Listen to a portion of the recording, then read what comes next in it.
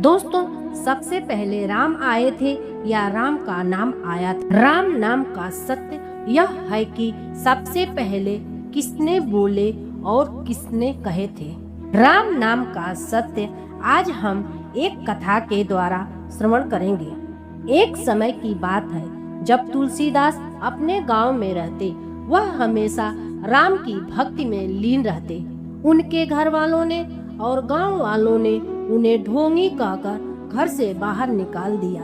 तो तुलसीदास गंगा जी के घाट पर रहने लगे, वहीं प्रभु की भक्ति करने लगे। जब तुलसीदास रामचरितमानस की रचना शुरू कर रहे थे, उसी दिन उनके गांव में एक लड़के की शादी हुई और वो लड़का अपनी नववधू को लेकर अपने घर आया। रात को किसी कारणवश उस लड़के की मृत्यु हो गई। लड़के के घर वाले रोने लगे। सुबह होने पर सब लोग लड़के को अर्थी पर सजाकर शमशान घाट ले जाने लगे। तो उस लड़के की पत्नी भी सती होने की इच्छा से अपने पति के अर्थी के पीछे पीछे जाने लगी। लोग उसी रास्ते से जा रहे थे जिस रास्ते में तुलसी जी रहते थे।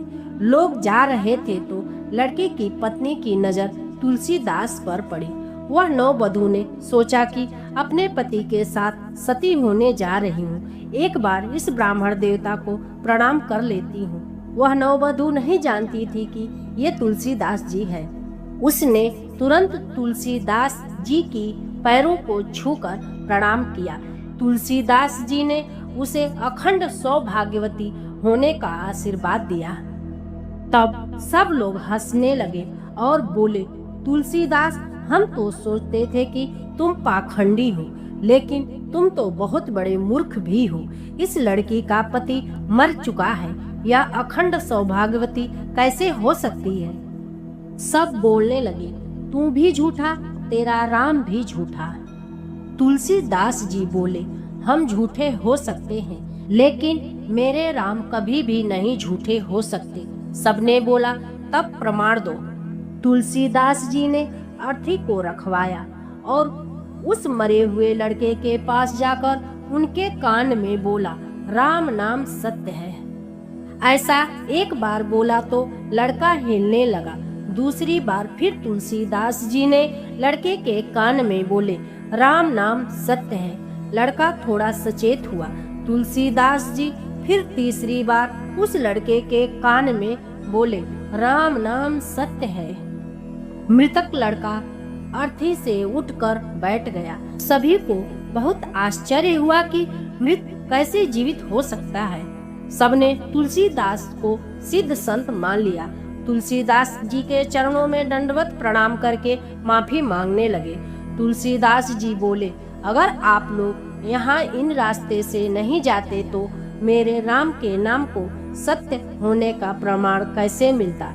ये तो सब हमारे राम की लीला है। उसी दिन से हर मृतक के पीछे राम नाम सत्य है बोलने की प्रथा चली। कुछ लोगों का मानना है कि गोस्वामी तुलसीदास जी भगवान शिव के अवतार हैं। साथ ही साथ तुलसी जी को रामायण के लेख महर्षि वाल्मीकि का पूर्व जन्म भी माना जाता है। दोस्तों, क्या आप जानते हैं भगवान राम का नाम भगवान राम के पहले से था।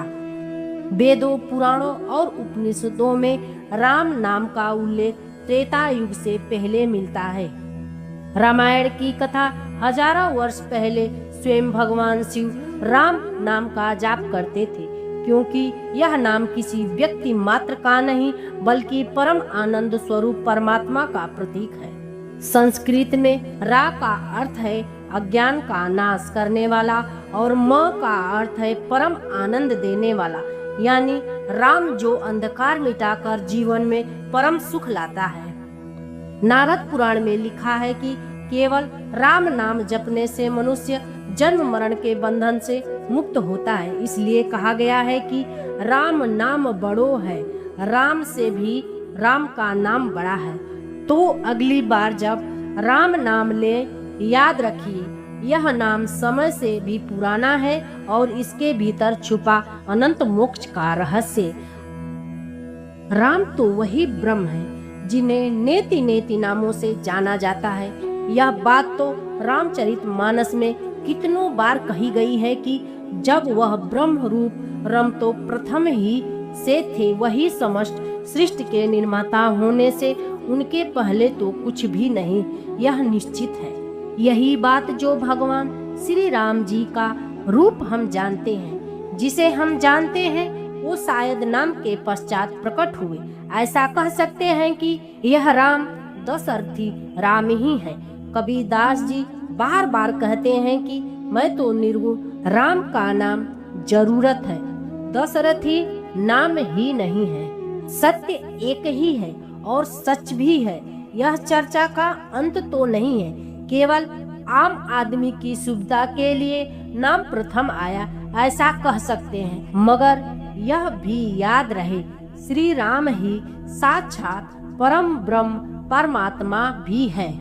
अब जो भी समझो, इस चर्चा से ज्यादा महत्वपूर्ण है राम का नाम स्मरण करना, ज्यादा लाभ मिलेगा।